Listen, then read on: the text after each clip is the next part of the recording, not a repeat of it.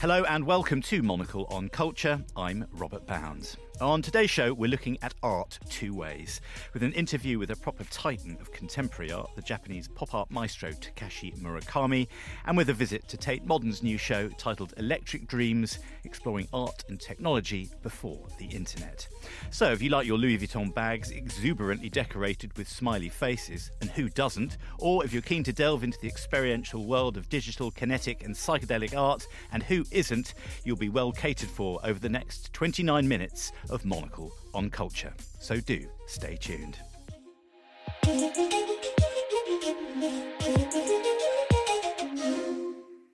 The Japanese artist Takashi Murakami is one of contemporary art's big beasts, up there with David Hockney, Damien Hirst, Jeff Koons and Cindy Sherman. He's represented by the Gagosian Gallery and fetches massive sums at auction. Ever since he was an art student in Tokyo in the early 1980s, Murakami was fascinated by the time-honoured techniques and subject matter of traditional Japanese art and how it rubbed up against the new and the next. And that's very much the vibe of his new show at Gagosian's Grosvenor Hill Gallery in London. It's titled Japanese Art History à la Takashi Murakami, and it's bright, bold, smiley-faced and mangraified as you might expect of the artist who stamped smileys on Louis Vuitton's luggage. But it's also a show that takes some of the great works of traditional Japanese art on which it riffs very seriously, and in fact, truly tenderly. Murakami mixes the ancient and modern, so we see gold silk screens and fluoro highlights, and there is a lot to look at. Many of the works in this show are huge, ambitious things, gold screens with a dozen panels, populated by worlds of characters from life, myth and history.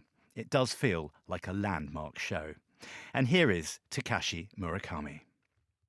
Murakami-san, thank you very much for your time today, and congratulations on this amazing new show here at Gagosian. Japanese art history à la Takashi Murakami.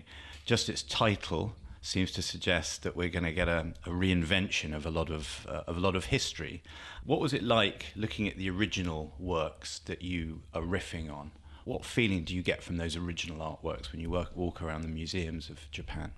In the show, one painting is very linked with my memory in a peacock painting. That painting, when I saw the original piece, I was 22, 23 years old. My class is a Japanese traditional style of painting class. And then my class goes to the Kyoto and Nara. It's a very historical kind of travel. And then one museum hanging a wall, these peacock paintings, and I was just watching to this painting. One very old guy and a small guy, he said he alone to say, "Oh my God, calling Ogata painting is amazing anytime. This is a very early moment painting." He said, just himself. I don't know why. But this guy is a very famous Japanese traditional painter. So another 2 years, he moved to my school, and he was, become to my professor. So that is a very memorial moment. And also this peacock painting was, I'd been long time to thinking about how can I, cooking in my head. So now this time can do now good cooking. That's why my head is thank you so much, my teacher. Yeah. So, he already died, but to the heaven, maybe so I'm doing for the good job for you. Yeah, it's well cooked. It's oishi. There are it's obviously a very personal memory that you have. It's great to hear that you have such a sort of red thread, perhaps, linking your work with the work of these ancient masters, I suppose. I wanted to ask you, Murakami-san, about some of the imagery of ships and spaceships, UFOs in the work as well. And there's an idea of clashes of culture, perhaps, of the West and the East meeting, Dejima, I guess. Can you tell us about that, the ideas that you have of the ancient and the modern colliding and the East and the West colliding? I love the sci-fi movie. So recently I saw the Netflix Santi. It's Santi, right? The Chinese. Oh yeah. Yeah, sci-fi and Interstellar. So it's kind of the the science is evolution, and then people can find out what is a black hole, and the black hole can traveling for that time also. So I mean, like, it's I in my head is very childish, kind of the Star Wars head. But when the Western people goes to the worldwide to traveling in a ship like a wood ship, so their in a head is maybe same fantasy we can share. So they believed in like a kind of infinity possibility. So and then they found each very unique culture and unique land, and looks like that like people want to find out to the new something frontier. So in my painting, anytime to like theme is cross culture, trans culture.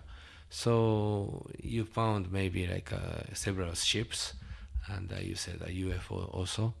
So it looks like that. We don't want to making a board, and then that means like we want to watching to the another frontier stuff. Yeah, I think this exhibition, this new body of work, that Murakami-san, certainly takes us on a wild ride. And I wanted to ask, it's very bold, it's very confident, the colours, the sizes of the screens as well. How far away is the stuff that we see on the walls here at Gagosian from your original ideas, your original sketches for these works? This like 2 years, me and my team try to using for the AI image and like a language and sound. So sometime when I making for the board to making for the drawing, we are asking for the AI and then making for the very strange shape of the drawings, and then we print out and then cut by my hand and the collage and the scanning, and then again for the asking for AI. So that process sometimes success, sometimes bold. So this show the several pieces the kind of this process goes through. So for example, like Rakugaizu is a Kyoto city landscape paintings. That painting original thing is a lot of scratch, and then cannot see the clearly to the images, and then we have to prepare for the more clear images. At that moment, so we asking for the AI. So please make it for the more clear. Yeah. And the use of AI is interesting because there is something about translation of words and instructions, commands into an AI, and you get what you get out the other end might not be exactly what you imagined. How close was the end result to your original instructions to the AI? Completely different. Completely different. But this is can escape from the board. So every day I am sitting and making a drawing and choosing for the color. That process is, I had been like over 30 years. I almost bored. But asking for AI and the stupid images, this is can making for laughing, with my assistant. This is, very misunderstanding, mistranslation thing. Yeah. But, same time to the, can making for the brainwash, so very freshy. So, like, AI is, good help. Like, looks like a, stupid friend. Yeah. And Kyoto is such a city of detail. in the 16th century, and now it's a city that's a joy to get lost in. Is that the idea of that huge work, that it is an artwork to get lost in, that it is impossible to really discover all of the alleyways, look at all the faces, to really touch every part of the city? Is it a good painting to get lost in? Oh, this is a good point you found. Yes, it is. Because our team is starting the drawings. So every day we are wondering for where it is. Yeah. Because we're doing for the over 30 people to making for the copying for the drawings. Right. So like 2 people is a director, but sometimes two people is kind of take a rest. Then no one to direct in a studio. That means so it looks like a maze. Yeah. So yeah, exactly the real maze we came. You and your team need to put stickers perhaps as to where you finished last night, right? Oh yes. Was this all made at Hiropon, your art factory, Murakami-san? What kind of atmosphere do you like to create at Hiropon? So my group of the people say Hiropon. The name came from the Japanese kind of the drug something. So after World War II. So but now is our group change for the company. Say Kaikai Kiki Co Ltd. So it's yeah. So and then recently, so in the Japanese law is cannot working over 8 hours. So that means my studio is almost 24 hours a day. Everybody working together with me, but now is in the law cannot do that. So that means we making a shift. And we have to hire for the kind of the communication guys. It's human resource guys. It's kind of the very looks like a very calm studio. So that is a big change after the pandemic moment. Yeah. Yeah. It sounds like, from the work that you make, I assume that it's quite a happy place to be part of. I wanted the show, this new body of work, Murakami-san, is so recognizably yours. It's got your signature all over it, literally and artistically. How important is it to you that it looks like your work? Because obviously we're going to talk about the shop and the retail side of things as well. How important is it to stamp the Murakami brand on it?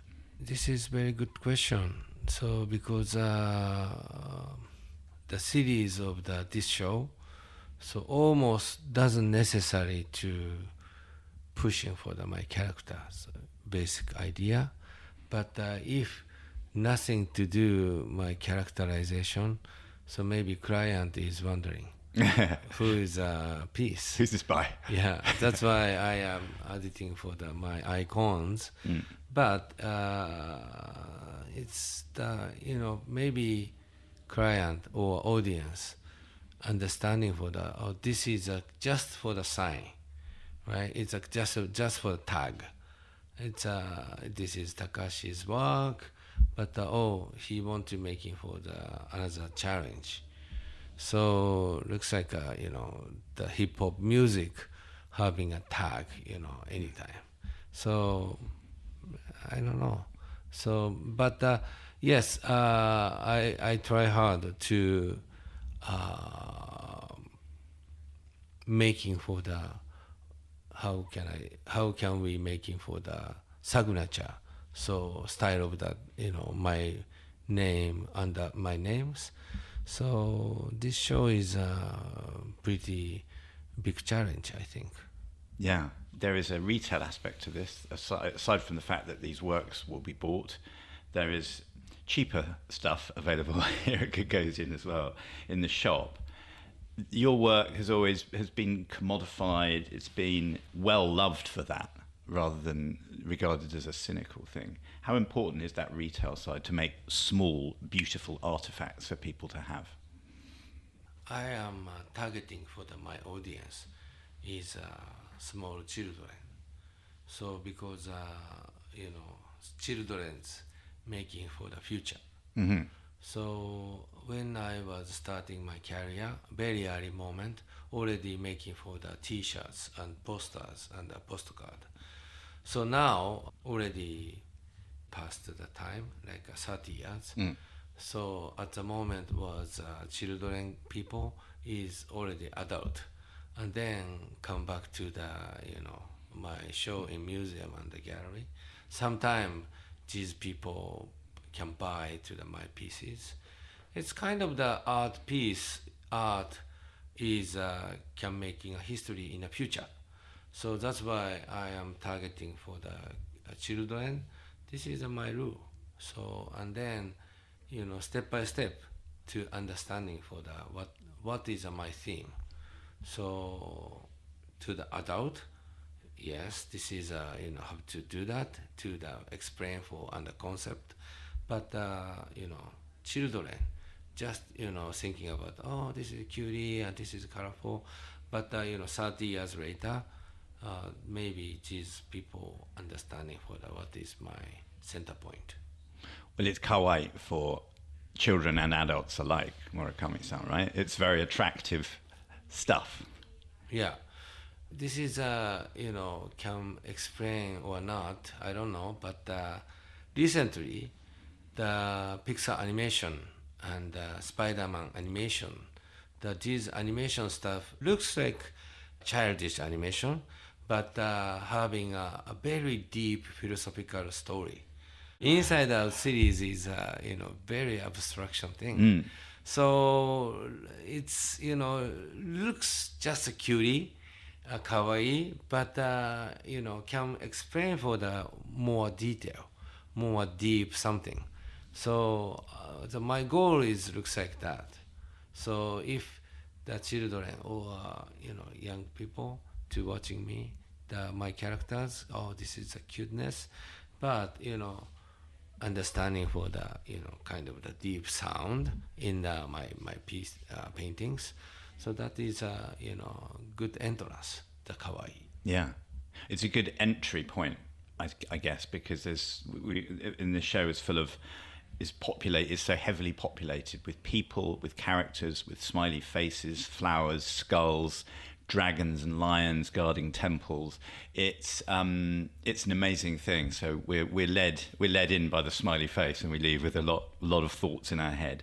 And just finally, I just wanted to ask you. Now you see these works, these big works, a lot of them in this white cube of a gallery space. How you feel about this new body of work? It's very bright-eyed and confident. This is a very big challenge, me and my studio, because short time, and my plan is super complicated. So and my team is almost, give up. So because we cannot do that, but I said no, yeah, everybody to believe for your future, and also now we have a big tool like AI can help you, and the people, my team is no Takashi, no, but few people to find out the good prompt and good way to the making for the much faster.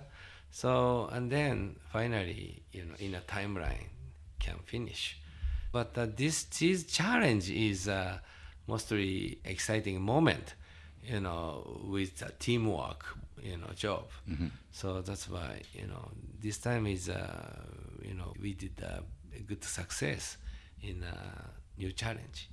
Yeah, but you must love it. You must walk into these rooms here at the gallery and just feel great about this show, right? In London, I have, first time to just a painting show. So I really interested into how's the reaction for the British people, because I had been a lot of influence from the young British artists like YBA, like Damian and Jake and Dennis Chapman, these guys, and then we making for the movement in Japan, super flat. It looks like a kind of copying for the YBA to Japan, Tokyo, right? So it's kind of a lot of like image and a lot of source in a concept from these art scene. So that's why I am really curious for the reaction for the London people. Well, personally speaking, I love it. So thank you very much. どうもありがとうございました。ありがとうございました。 And that was Takashi Murakami, whose show, Japanese Art History a la Takashi Murakami, is on at Gagosian's Grosvenor Hill Gallery until March the 8th next year.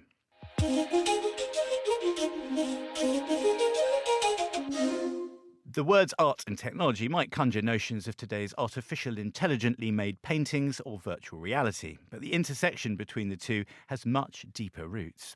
A new exhibition in collaboration with Gucci at London's Tate Modern, Electric Dreams, Art and Technology Before the Internet, explores this. Over 150 vintage tech artworks are brought together in an exciting explosion of light, colour and sound. Val Ravalia is curator, displays and international art at Tate Modern and the curator of the show. She sat down with Monocle on Culture producer Sophie to discuss the exhibition.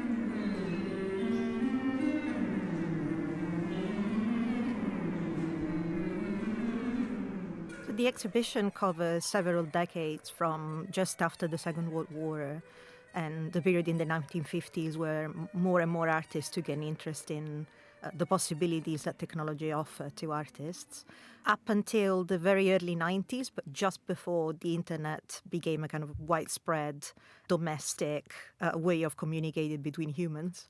So it offers a historical overview of a pre-internet period, but in particular, we wanted to bridge the kind of works that use technology for making artworks primarily move, or mathematical principles in order to generate certain geometric patterns, with the early interest in electronics and the nascent digital field, the nascent field of computing, that artists saw as a potential new tool for art making, and one that was so new that artists themselves didn't quite know how to use it, how to access it, and what it could possibly offer. And so it's a period of intense experimentation with this kind of technologies, which also sets the tone for many of the conversations about, for example, generative arts that are still happening today. As you say, it's this very exciting time when artists are experimenting lots with different types of technologies in lots of different ways. And one of the things I was really interested to think about when I was at the exhibition was how artists are kind of reclaiming these technologies, because at the time, the development of them is being driven by corporations and also by militaries around the world. And I wonder if you could talk a little bit about that sort of wider context. Yes, so it was one of the reasons for starting the period for the exhibition just after the Second World War, which is not to say that there weren't experiments with technology before, but the period of the Second World War really put an emphasis on the destructive potential of technologies. And no artist that adopted technological tools after 1945 could ignore what had happened before, could ignore how science and technology had contributed to the atomic bombs in Hiroshima and Nagasaki or the Holocaust. The conversation about technology, particularly immediately in the post-war period, was very much about one of cautionary tone, in a way that is not that dissimilar to the cautionary tone that we have now about automation and artificial intelligence. Of course, different because of the historical context out of which those conversations arise. But I think that there is a bit of a myth with this period of time, with the post-war period, that the attitude that artists took to using technological tools was an unbridled, optimistic one. It probably comes across that way from today's perspective, because the kind of works that are created by many of these artists look like playful, surface level sometimes ways of adopting and utilizing technologies. But if you read what the artists were writing and saying about the intent behind their way of approaching technology, it really was a way to reclaim it from its destructive and utilitarian purposes, and a way for artists and creatives in general to have a seat at the table, to be able to say something about the uses of technology and steer them towards more humanistic purposes and creative uses. And so it certainly was a period that saw a certain type of optimism, but not because there was a lack of critical approach to how to use technologies. It's more because there was a thinking that it was possible for artists to insert themselves in that conversation and steer it. You mentioned earlier a lot of these exhibits are very playful. They use light, sound, some of them are interactive and you can actually kind of pick up and engage with physically. I wonder if you could pick one example that you think is particularly engaging or that kind of shows a real use of technology in quite an interesting way. Maybe it's your favorite exhibit or one that you think just really shows what you're trying to explore with this exhibition. The first that comes to mind is the Cruz Diaz installation, Chrome Interferent Environment, which is one of the largest works in the exhibition. It consists of a all-around projection hitting the walls and the floor of the room with patterns of colorful lines, but also black and white lines that move. Sometimes they stop, they overlap, and they represent the culmination of Carlos Cruz Diaz's interest in the effect that he called chrome interference, which comes from patterns moving, overlapping and moving above one another, creating chromatic effects that aren't actually part of the material. In this particular case, he wanted to expand his chrome interferent experiments to an entire environment so that visitors could not only feel involved in the perceptual aspect of the artwork, not only perceive the visual effect with their senses, which for artists that were working with this kind of patterns was already a way of making their works participatory to an extent. They really put an emphasis on the role that viewers' senses played. But in this case, really, the viewer becomes even a surface to be projected onto. And also, Cruz Diaz put some objects like planes and balloons so that visitors could sit down playing with these white spheres that themselves then get projected onto and make the patterns even more dynamic, make the visitors feel like they were perceiving and becoming part of the all-over pattern. And it should be stressed that for many of the artists that were working at this time in this type of visual language to do with, the kind of art that is often described as op art or optical art, really their primary interest was to make the viewer feel activated. And it's a real treat for the senses. That room you can just completely get lost in. I wanted to ask you as well about the links with other art forms. There's quite a lot of poetry in the exhibition and connections with the world of literature and the Beat Generation in particular are drawn out. Could you talk a little bit about those links? Well, I would start by pointing to Richard Brautigan's poem In the First Room, All Watched Over by Machines of Loving Grace, which is an interesting work to start the exhibition with because it presents this kind of utopian view on humans and animals and machines living together and machines delivering humanities from the need to work. So a conversation that's very of this moment. However, part of the reason for me to select the document is its ambiguity, because for many critics, it's taken as face value as a very optimistic and naive take on the possibilities of technologies, whereas others interpret it as a satirical piece, essentially.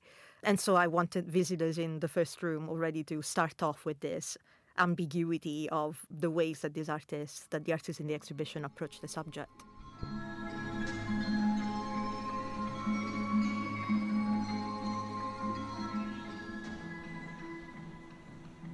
That was Tate Modern's Val Revalia, and Electric Dreams, Art and Technology Before the Internet is open now, and it runs until June 2025. And Japanese art history a la Takashi Murakami is on at Gagosian's Grosvenor Hill outpost until the 8th of March. Monocle on Culture is produced by Sophie Monaghan-Coombs and Steph Chungu, and Steph also edits the show. We'll be back at the same time next week, but until then, from me, Robert Bound, thanks for tuning in.